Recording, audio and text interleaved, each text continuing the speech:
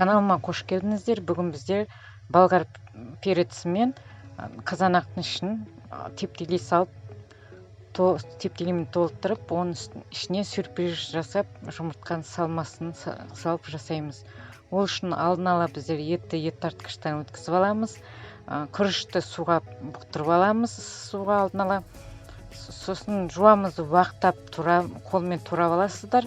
Укроп петрушканы де турап аласыздар. Жаңа суға салынып, жарты сағатқа бұқтырылған күрішімізді немесе жаңа алдын бір 10-15 минут пісіріп алсаңыздар да болады. Бұқтырылған күрішімізді салып, тұзын салып, 2 қасық томатымызды салып, орегано мен розмаринімізді салып, қарабұрышымызды салып араластырып аламыз әбден. Әбден ең қандырып, араластырып, соққылап араластырып алыңыздар. Ауа кет қалмайтындай қылып, жақсы қылып араластырып аласыздар. Сосын әбден араластырып алғаннан кейін бұған 2 жұмыртқаны салып қайтадан араластырасыздар. 2 жұмыртқаны салғаннан кейін соққылап, ыдысыңызға соққылап, қатты қылып араластырып аласыздар. Әбден араластырып, ең қандырып араластырып аласыздар да жарты сағатқа қойып қоясыздар. Или 1 сағатқа қойып қойыңыздар холодильникке салып. Сол аралықта біздер жұмыртқамызды суға пісіріп, суытып қоямыз салмасына әзірлеп. Сосын тазаланған болгар перецінің ішіне, қызанағымыздың ішін тептелеймен толықтырамыз. Жартысын болгар перецінің жартысына тептелей толтырып, оның ішіне піскен жұмыртқамызды салып, салмасын салып, бетін тағы да нығыздап тептелеймізбен толықтырамыз. Бұл жерде сюрприз жасайтын салмасына, сюрприз деп енді жеп атқан адам ішіне жұмыртқа шығатын қайдан біледі, мысалы үшін.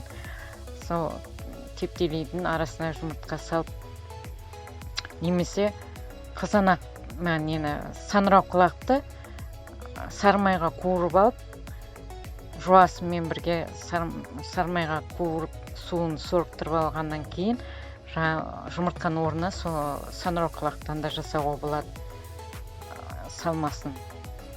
Өздеріңіз не ұнайды, сол затты салма қылып салсаңыздар, сюрприз жасап.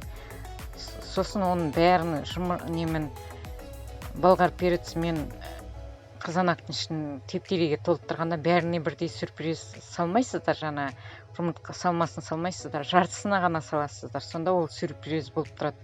Бір адамдардың жегенде ішіне жұмыртқа шатты, екіншінің несінде шықпауы мүмкін. Нығыздап бәрін салып аласыздар. Сол аралықта жуаны шағумайға қуырып алып, сәбізімізді, сосын томатымызды, 2 қасық томат қосып жіберіп, сосын қызанақтың ішіне шыққан жұмсақ жерін тоже турап, оны да салып жібересіздер әбден. Сосын бәрін орнықтырып салып шығамыз. Сосын орнықтырып салып шыққаннан кейін артылған несінен тептелей қылып, оны да салып аласыздар. Сосын газге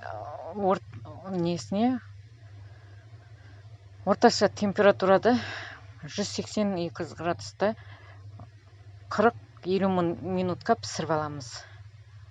Ас болсын, астарыңыз дәмді болсын. Бұның гарниріне мен картопты пюре жасап, картоппен бердім. Әдемі қылып дастарханыңызға қойсаңыздар болады. Ас болсын, жасап көріңіздер.